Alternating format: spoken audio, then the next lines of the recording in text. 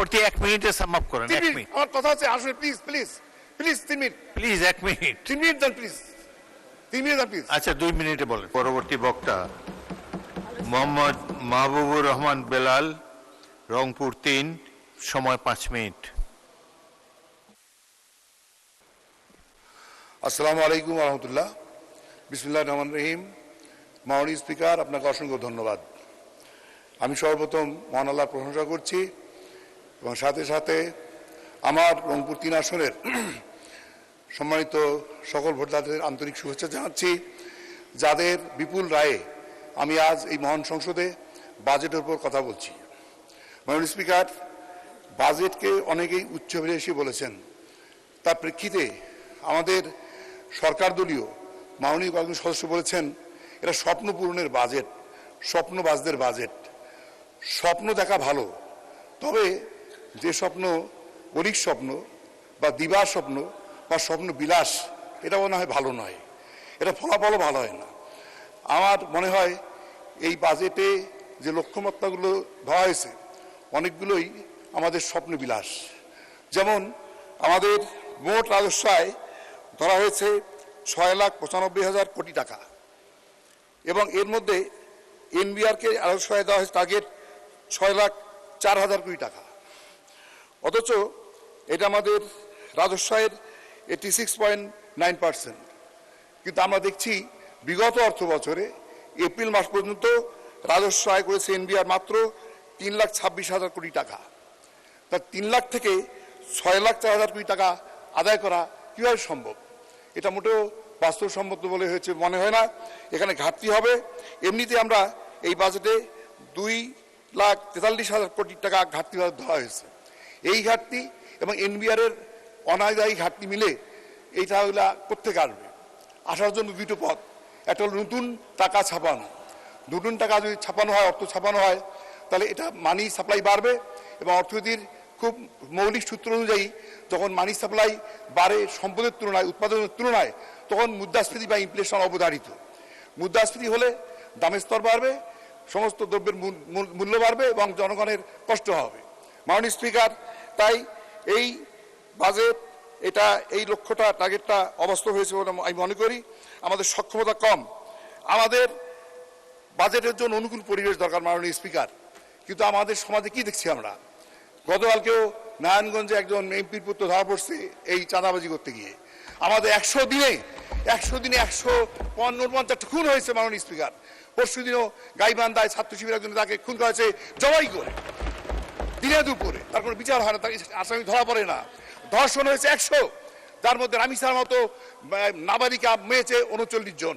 মাননীয় স্পিকার, এই যদি হয় মাদকের অবস্থা, খুন ধর্ষণ চলে, আইন শৃঙ্খলা পরিস্থিতি অবনতি হয়, তাহলে এই বাজেট কোনোভাবেই বাস্তবায়ন করা সম্ভব হবে না। মাননীয় স্পিকার, আমাদের সার্বভৌমত্বের উপর শকুনের দৃষ্টি পড়েছে। আজকে আধিপত্যবাদী শক্তির পক্ষ থেকে আজকে দম্ভ করা হচ্ছে, বাংলাদেশ দখল করা হবে, রংপুর দখল করা হবে, ফেনী দিয়ে চট্টগ্রাম দখল করা হবে এবং তারা দখল করে এটা নাকি তাদের অন্তর্ভুক্ত করবে। এই হুমকির মুখে আমি মনে করি আমাদের প্রতিরক্ষা বাজেট 3.8% রাখা হয়েছে, এটা যথেষ্ট নয়। আমি মনে করি এটা 4.5% হওয়া উচিত। তাহলে প্রতিরক্ষার সামর্থ্য যদি আমার অর্জিত হয়, তাহলে আধিপত্যবাদী চোখ রাঙানি আমাদের দিকে তাকাবে না। আমরা আধিপত্যবাদী শক্তি প্রভাব করি না। আমি মনে করি সরকারের ব্যাপারে দৃঢ় অবস্থান নেওয়া দরকার।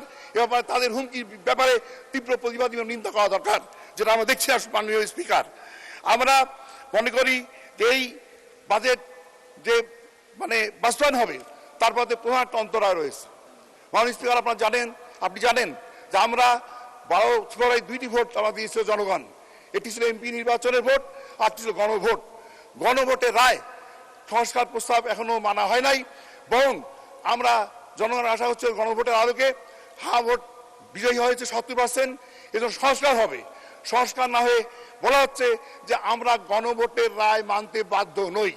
কাজেই এই কথা শোনার পর যারা গণভোটের রায় দিয়েছে হারের পক্ষে, তারা যদি একটা মানবিক বাংলাদেশ গড়ার জন্য, ইনসাফের বাংলাদেশ গড়ার জন্য, ফেসিবাদ মুক্ত বাংলাদেশ গড়ার জন্য যদি তারা আন্দোলনের নামে তার যে পরিস্থিতি কী হবে, তখন কি বাজেট মানার মতো বাস্তবায়ন করার মতো পরিবেশ থাকবে? মনে হয় থাকবে না। কাজে আমি মনে করি অবিলম্বে গণভোটের রায় অনুযায়ী প্রয়োজনীয় সংস্কার প্রস্তাব করে জনগণের মানের মধ্যে স্বস্তি ফিরিয়ে আনা উচিত। তাহলেই বাজেট সম্পূর্ণ হবে। মাননীয় স্পিকার, আমি মনে করি এই যে বাজেট যেটা প্রস্তাব করা হয়েছে এটার বৈষম্যের দলিল, এটা বৈষম্যের দলিল, ডিসপ্যারিটির দলিল, রিজনাল ডিসপ্যারিটি। এই বাজেটে উত্তর অঞ্চলকে রংপুর বিভাগে অস্বীকার করা হয়েছে। মাননীয় স্পিকার, রংপুর বিভাগ এই বাংলাদেশে 25% কৃষি। ধন্যবাদ মাননীয় সদস্য। আপনার সময় শেষ।